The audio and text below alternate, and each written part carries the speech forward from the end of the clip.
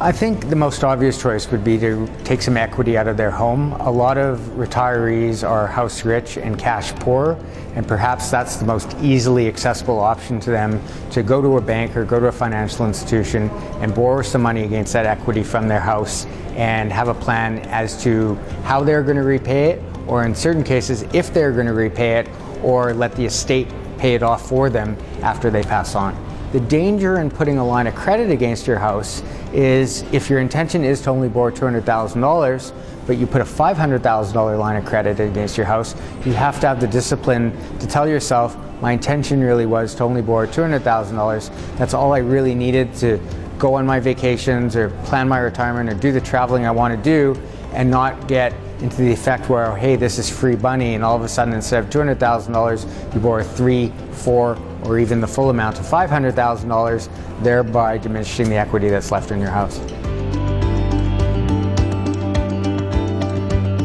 You have to have either the equity to be able to borrow, or unfortunately,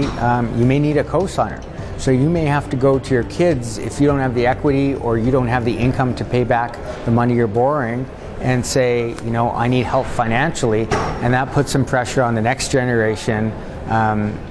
which is called the sandwich generation, because they're not only raising children of their own, but they're trying to help out their elderly parents at the same time, and it puts a lot of financial pressure on them. So part of the risk is, do I qualify if I am looking to borrow money? And if I do qualify, I want to make sure I'm getting the money at the best interest rate I can to reduce my interest costs. And 3, having a plan and talking to your next of kin about what you're going to do with the money, what the attempt is going to be to repay it, how long it's going to take you to repay it, and what you're going to leave for the next generation.